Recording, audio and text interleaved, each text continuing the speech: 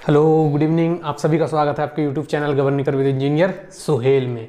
जैसे कि आप सभी को पता है कि आपको कुछ नया देखने को मिल रहा होगा। वो क्या है? वो है कि आपके भाई के यूट्यूब का लोगो टी शर्ट पर आ चुका है।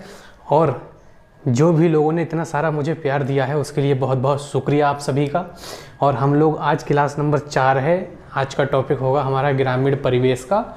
वो टॉपिक है आपका केंद्रीय ग्रामीण योजनाएं।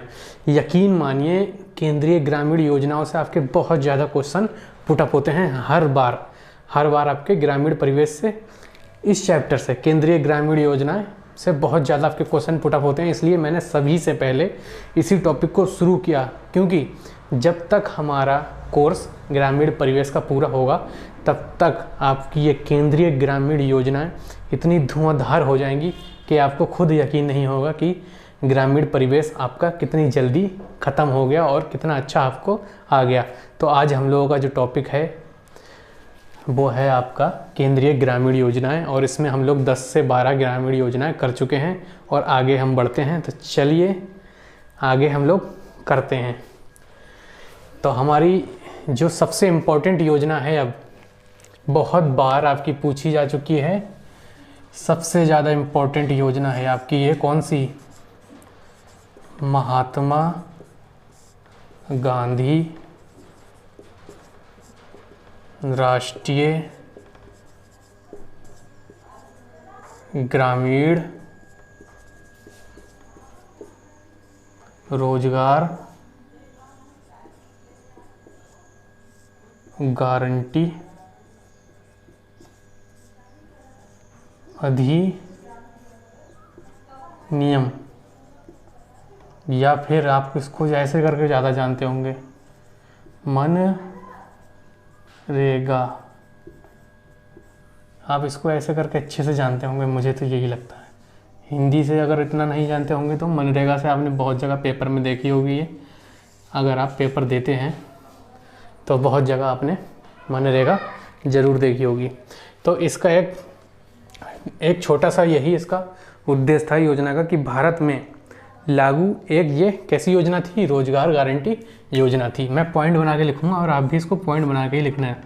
यह है भारत में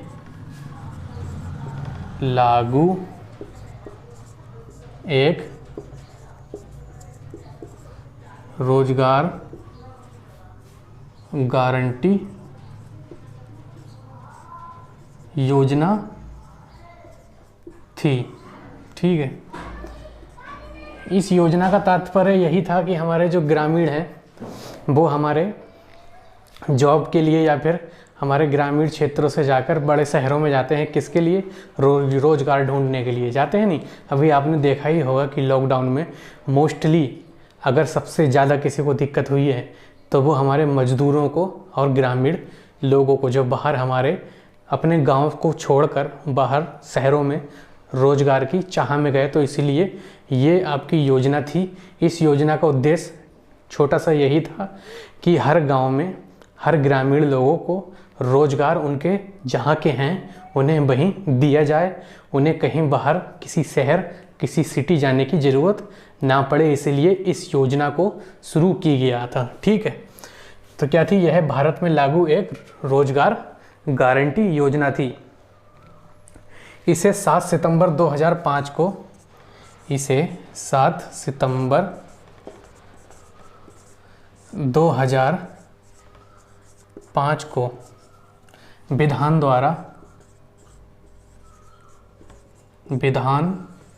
द्वारा अधिनियमित किया गया। अधिनियमित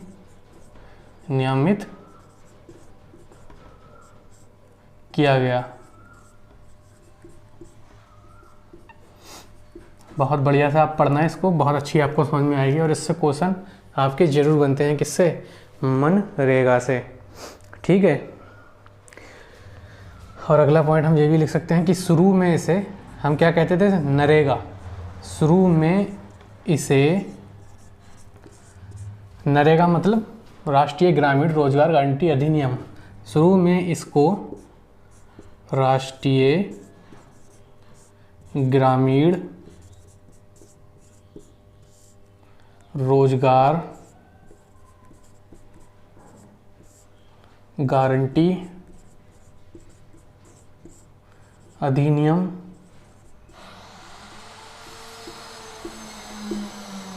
या फिर आपका नरेगा, क्या फिर आपका नरेगा के नाम से जाना जाता था। ठीक है, शुरू में इसे किस नाम से, इसे राष्ट्रीय ग्रामीण रोजगार गारंटी अधिनियम या फिर नरेगा के नाम से इसको जाना जाता था। किसको? महात्मा गांधी राष्ट्रीय ग्रामीण रोजगार गारंटी अधिनियम को। ठीक है, इसको हमारे मनरेगा, ये कब से पड़ गया आपका, ये आप याद रखना है, मनरेगा कब से पड़ गया, ये आपका मनरेगा आपका पड़ा था 9 अक्टूबर सन 2009 से। इसका नाम क्या पड़ गया था? मनरेगा। इसको आप ऐसे डिब्बे में बंद कर लेना, क्योंकि यही क्वेश्चन आपसे बहुत बार पूछा जा चुका है। इसका नाम मनरेगा कब से पड़ गया था आपका? 9 अक्टूबर 2009 से। इसमें देश के पहले चरण में 200 जिलों में शुरू किया गया। इसको पहले ही चरण में, मतलब पहला चरण जब हुआ था तो पहले चरण में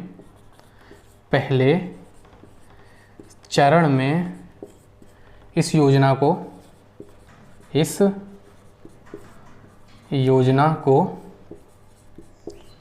200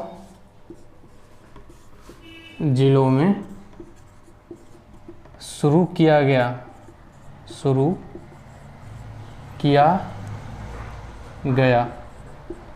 ठीक है, इसको पहले चरण में आपके 200 जिलों में शुरू किया गया। ठीक है, और मनरेगा आपका नाम कब से पड़ा था? 9 अक्टूबर सन 2009 से। ठीक है, यह भारत में लागू एक रोजगार गारंटी योजना है, जो मैंने आपको पहले ही बताया था कि लोग, हमारे ग्रामीण लोग जो है मोस्टली बाहर जाते हैं रोजगार की तलाश में, अपने घर बाहर छोड़ के, अपना खेती बाड़ी छोड़ के सब लोग बाहर चले जाते हैं। मोस्टली लोग, सभी लोग तो नहीं, लेकिन मोस्टली लोग बाहर चले जाते हैं बड़े शहरों में। जैसे अभी आपने देखा ही था, मैंने बताई था कि अभी लॉकडाउन में देखिए मुंबई और दिल्ली से कितने लोग, ज़्यादातर ग्रामीण क्षेत्रों के ही थे, जो वहाँ मजदूरी वगैरह कर रहे थे। तो उनके लिए ही ये योजना बनाई गई थी। कौन सी? महात्मा गांधी राष्ट्रीय ग्रामीण योजना। ठीक है, ये मजदूरों को क्या कहती है? ये हमारे मजदूरों को 100 दिन रोजगार का, 100 दिन के लिए रोजगार का, 100 दिन रोजगार की गारंटी देती है। 100 दिन रोजगार की गारंटी देती है यह योजना।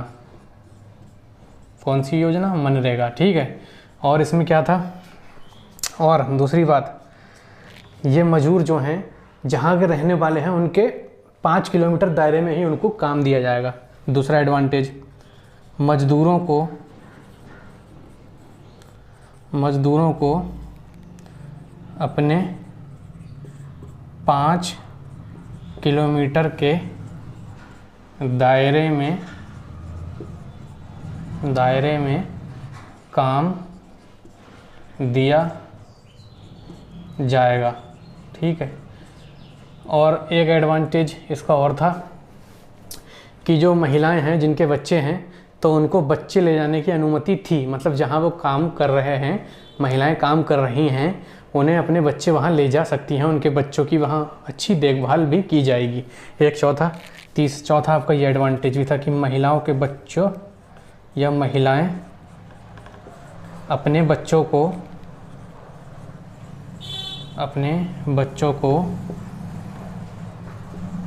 काम पर ले जा सकती हैं।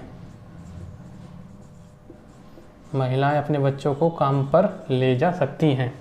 ठीक है, एक आपका ये एडवांटेज था। इतना जल्दी से आप स्क्रीनशॉट ले लीजिए, फिर हम लोग आगे बढ़ेंगे।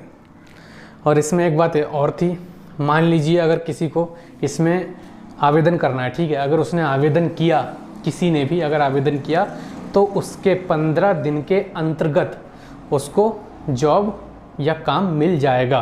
किसी ने भी इसमें अगर आवेदन किया, ठीक है, आवेदन के 15 दिन के अंदर, आवेदन के 15 दिन के अंतर्गत काम मिलेगा या काम मिल जाएगा। किसी को कोई दिक्कत है इस योजना में? किसी को भी कुछ अगर समझ में ना आया हो तो बताइए मुझे, मैं फिर से समझा देता हूँ। महात्मा गांधी राष्ट्रीय ग्रामीण रोजगार गारंटी अधिनियम या फिर आपका मनरेगा, ठीक है, यह भारत में लागू एक रोजगार गारंटी योजना थी। किससे संबंधित थी? आपकी रोजगार गारंटी योजना थी, ठीक है। 7 सितंबर 2005 को विधान द्वारा इसे अधिनियमित किया गया, ठीक है। शुरू में इसे हम राष्ट्रीय ग्रामीण रोजगार गारंटी अधिनियम या फिर नरेगा के नाम से भी जानते थे, ठीक है, जिसका नाम बदलकर बाद में, नरेगा का नाम बदलकर बाद में मनरेगा कर दिया गया और 9 अक्टूबर 2009 से इसको मनरेगा कर दिया गया। अब 9 अक्टूबर 2009 से ही इसको मनरेगा क्यों किया?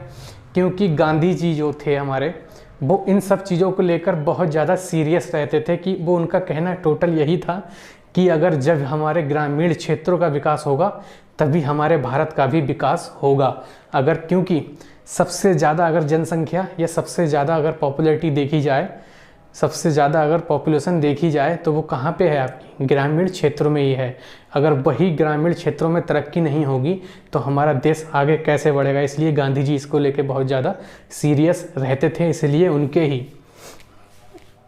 उनके ही मनरेगा को 9 अक्टूबर 2009 से इसको किया गया, ठीक है।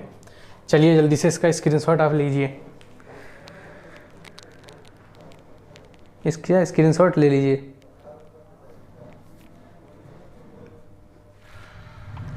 इसका स्क्रीनशॉट लीजिए। और एक पॉइंट और रह गया है बस आपका बताने को।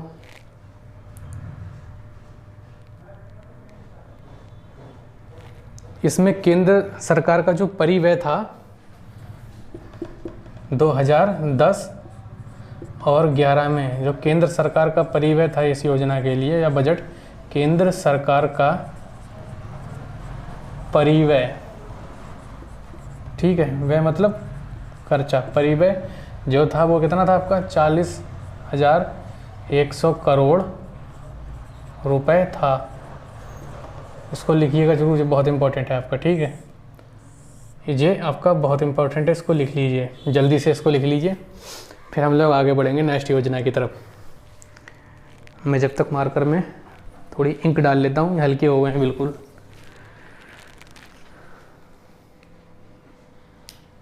जल्दी जल्दी लिखिए। क्या थी आपकी? महात्मा गांधी राष्ट्रीय ग्रामीण रोजगार गारंटी अधिनियम, ठीक है। इसमें बताइए किसी को कोई दिक्कत? यह भारत में लागू एक क्या थी? रोजगार गारंटी योजना थी, यही तो थी हमारी। और 7 सितंबर 2005 को विधान द्वारा इसे अधिनियमित किया गया। शुरू में इसे हम किस नाम से जानते थे? शुरू में हम इसे राष्ट्रीय ग्रामीण रोजगार गारंटी अधिनियम या फिर नरेगा नाम से इसको जानते थे हम लोग, ठीक है। बाद में इसको क्या नाम पड़ गया? मनरेगा। अब मनरेगा आपका कब से हुआ? 9 अक्टूबर 2009 से। 2 अक्टूबर 2009 से इसका नाम क्या हो गया? मनरेगा हो गया। चलिए इसको रफ कर दूँ मैं, यहाँ पे थोड़ी सी मिस्टेक, मनरेगा, यहाँ पे आपका ये आएगा, स्क्रीनशॉट ले लीजिए आप। फिर हम लोग आगे बढ़ते हैं, आप स्क्रीनशॉट इसका ले सकते हैं। फिर हम लोग क्या करते हैं? आगे बढ़ते हैं। जल्दी से स्क्रीनशॉट लीजिए, चलिए जल्दी से लीजिए।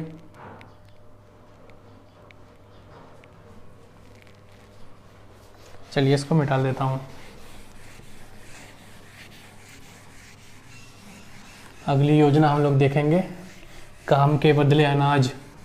एक कार्यक्रम था जिसका समाहित किसमें? हमारा मनरेगा में है, तो इसको हम यहीं ख़त्म कर देते हैं, यहीं की यहीं। काम के बदले अनाज, कौन सा काम कार्यक्रम था हमारा? एक काम के बदले अनाज कार्यक्रम, काम के बदले अनाज कार्यक्रम, ठीक है। ये कार्यक्रम था क्योंकि इसमें उसी में समाहित है, इसी में मनरेगा में ही हमारा, तो उसको हम कार्यक्रम को यही कर देते हैं, ठीक है। किसी को भी कोई दिक्कत हो तो बता देना। ये हमारा 7 जुलाई, ये आपका 7 जुलाई 2015 को विश्व बैंक ने कहा, विश्व बैंक या फिर आपका वर्ल्ड बैंक ने कहा कि यह भारत का लोक निर्माण कार्यक्रम है, कि यह भारत का लोक निर्माण कार्यक्रम है। ठीक है, 7 जुलाई 2015 को विश्व बैंक या वर्ल्ड बैंक ने कहा कि यह दुनिया का सबसे बड़ा लोक निर्माण कार्यक्रम है। इसमें भारत के लगभग 15% लोग कार्यक्रम से जुड़े हैं। इसमें कितने? भारत के लगभग 15% लोग, भारत के लगभग 15% लोग इस कार्यक्रम से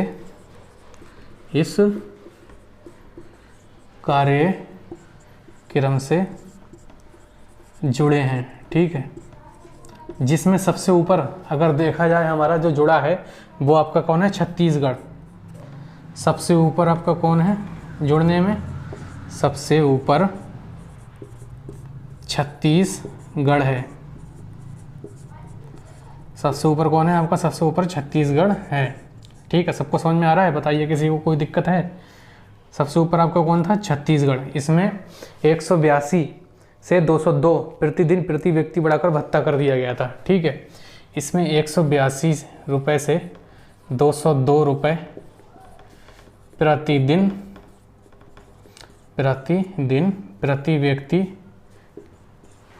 प्रति व्यक्ति बढ़ाकर भत्ता कर दिया गया था। ठीक है, काम के बदले अनाज कार्यक्रम का समाहित किसमें आपको देखने को मिलता है? काम के बदले, सब चीज़ लिखवा रहा हूँ मैं एक एक चीज़।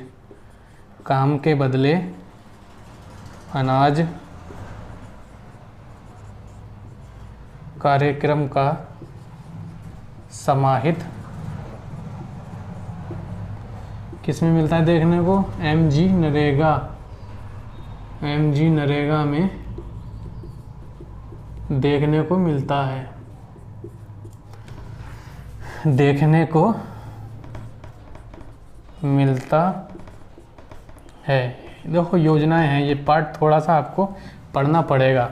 इस पार्ट में ऐसा नहीं है कि एकदम बिल्कुल आप इसको पढ़ेंगे तभी आपको बढ़िया से ये याद होगी ये चीज़ें।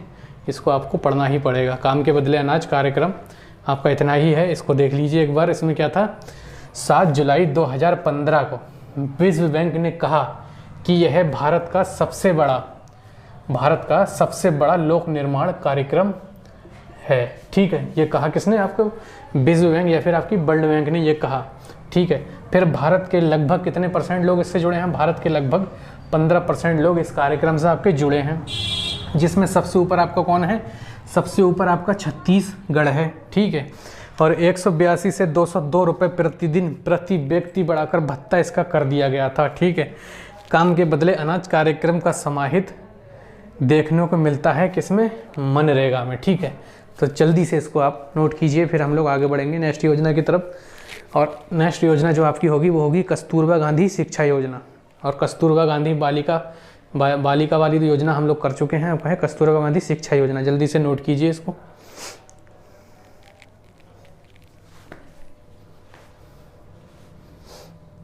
जल्दी से नोट कीजिए। इसमें किसी को भी कोई दिक्कत किसी प्रकार की, अगर आपको समझ में आता है सब चीज़, हर क्लास आपको अच्छी लगती है, तो प्लीज़ चैनल पे अगर कोई पहली बार भी आया हो तो लाइक, शेयर और सब्सक्राइब ज़रूर करें मेरे दोस्त। यही आपकी फ़ीस है और यही मेरा मोटिवेशन है। तो चलिए मैं इसको रफ कर देता हूँ। काम के बदले अनाज कार्यक्रम आपका ख़त्म, मनरेगा के पास में ही। ठीक है, उससे थोड़ा सा रिलेटेड था ये, इसलिए मैंने आपको यहीं पर करवा दिया। चलिए फिर नेक्स्ट है आपका कस्तूरबा गांधी शिक्षा योजना। आपकी कौन थी कस्तूरबा गांधी शिक्षा योजना। कस्तूरबा गांधी शिक्षा योजना, ठीक है। इसका टोटली उद्देश्य क्या था? महिला साक्षरता को बढ़ावा देना। इसका उद्देश्य क्या था? शिक्षा है, शिक्षा से आप क्या समझते हैं? मतलब तो वही है इसका उद्देश्य क्या था? महिला साक्षरता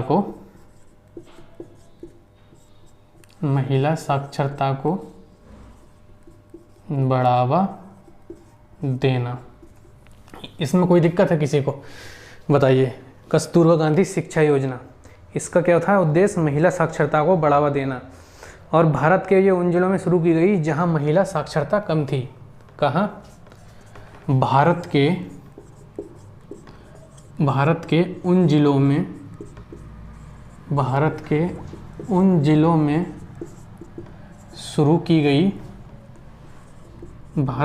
में शुरू की गई जहां महिला साक्षरता कम है। बताइए किसी को कोई दिक्कत समझ में आ रहा है? ठीक है। कहाँ शुरू की गई? ये भारत के उन जिलों में शुरू की गई जहां आपकी महिला साक्षरता कम है, ठीक है। इसकी शुरुआत जो हुई थी हमारी, इसकी शुरुआत आज़ादी की 50वीं वर्षगांठ पर। ये बहुत इंपॉर्टेंट है, इस चीज़ को आप याद रखना। शुरुआत हुई थी इसकी आज़ादी की 50वीं वर्षगांठ पर, ठीक है। हमारा देश आज़ाद कब हुआ था? 15 अगस्त 1947 को। 50वीं वर्षगांठ पर इसकी शुरुआत हुई। 50 उसमें और जोड़ देंगे, कितना हो जाएगा आपका? सीरियस, बस एकदम याद करने की ज़रूरत नहीं है इसमें तो। 15 अगस्त 1997 में इसकी क्या हुई थी? शुरुआत हुई थी। बताइए किसी को कोई दिक्कत? यहाँ तक किसी को भी कोई किसी भी प्रकार की दिक्कत? अगर हम साक्षरता देखें सभी में, तो भारत की जो साक्षरता है, भारत की साक्षरता दर कितनी है आपकी? 74.04%। और जो हमारा राज्य है साक्षरता में सबसे पहले, सही है, सबसे ज़्यादा साक्षर लिख रहे हो, सबसे ज़्यादा साक्षरता, सही है। ये सबसे ज़्यादा साक्षरता कहाँ पर है आपकी? केरल में। कितनी है आपकी केरल में? 93.9%। लेकिन ऐसी साक्षरता का फ़ायदा क्या? केरल में साक्षरता तो है आपकी 93.9%। अभी 2-3 दिन पहले हाल ही का आपने केस देखा ही होगा कि एक प्रेग्नेंट आपकी एलिफेंट या हथनी थी, तो उसको अनानास में रखकर कुछ खिला दिया, जिससे उसकी 2 दिन बाद दर्दनाक मौत हो गई और बच्चा भी वो मर गया। तो ऐसी साक्षरता का मेरे दोस्त कोई फ़ायदा है जब तक ह्यूमैनिटी ही जिंदा नहीं है? बताइए, कोई मतलब है ऐसी साक्षरता का? और सबसे कम साक्षर जो है हमारा राज्य, जो है हमारा सबसे कम साक्षरता राज्य आपको कौन सा है? वो है आपका बिहार। सबसे कम साक्षरता राज्य जो है आपका, वो कितना है आपका? वो है आपका बिहार है आपका। कितना था बिहार आपका? 63.82%। और जो हमारे उत्तर प्रदेश की साक्षरता है, उत्तर प्रदेश, वो कितनी है आपकी? 67.68%। इस योजना में किसी को कोई दिक्कत?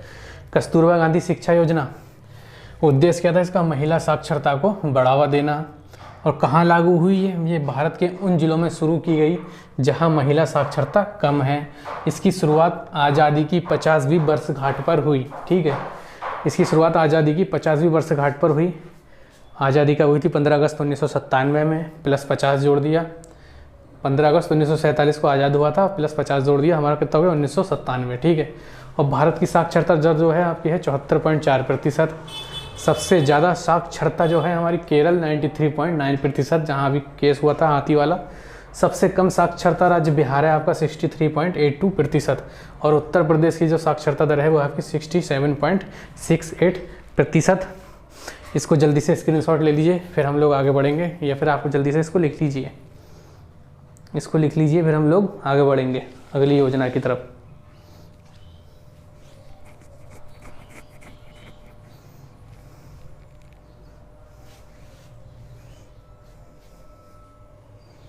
उसके बाद हमारी योजना है श्यामा प्रसाद मुखर्जी, ठीक है, NRM योजना हम लोग करेंगे अब।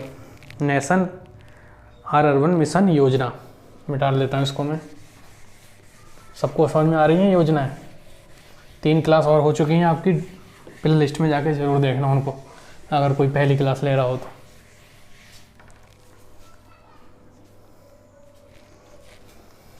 कौन सी है आपकी अगली योजना?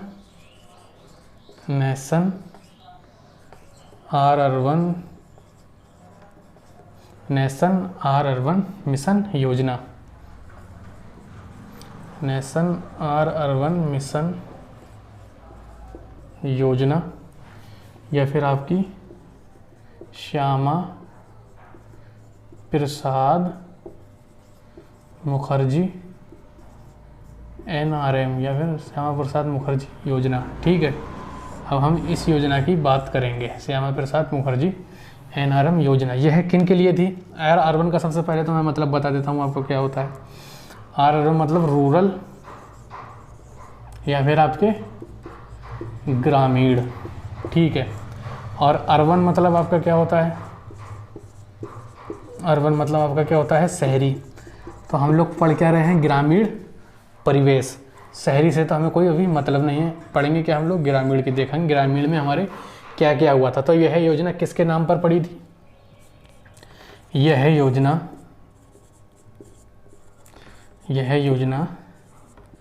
श्यामा प्रसाद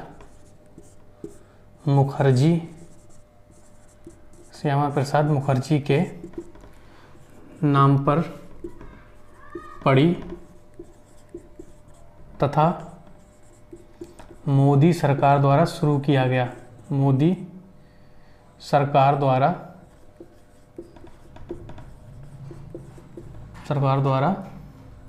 शुरू की गई, ठीक है। मोदी सरकार द्वारा आपकी शुरू की गई। इसकी शुरुआत अगर हम देखें, मोदी सरकार द्वारा आपकी यह योजना श्यामा प्रसाद मुखर्जी के नाम पर पड़ी तथा मोदी सरकार द्वारा इसे शुरू किया गया। इसकी शुरुआत आपकी 21 फरवरी 2016 में हुई थी। इसकी स्टार्टिंग 16 फरवरी 2016 से हुई थी, ठीक है। कहाँ से हुई थी? छत्तीसगढ़ से। छत्तीसगढ़ के एक गांव था छत्तीसगढ़ का, छत्तीसगढ़ के राजनांद गांव से, छत्तीसगढ़ के राजनांद गांव से इस योजना को शुरू किया गया।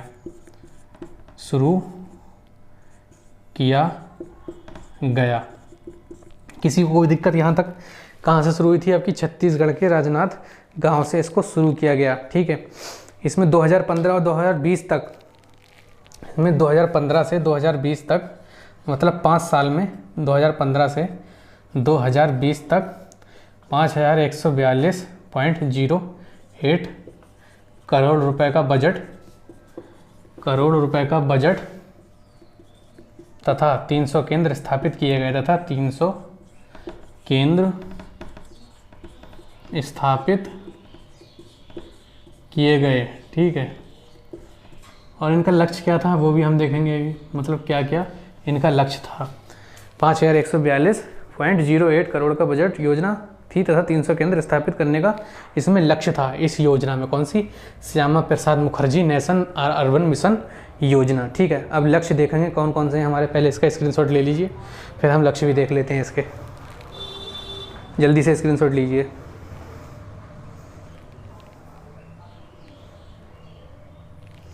चलिए इसको मैं मिटा देता हूँ। इसके लक्ष्य देखते हैं हम लोग क्या क्या थे। इसके लक्ष्य या फिर इस योजना को बनाने के पीछे टारगेट जो थे वो कौन कौन से थे। लक्ष्य, पहला लक्ष्य था जो आप था वो था गांव के क्षेत्रों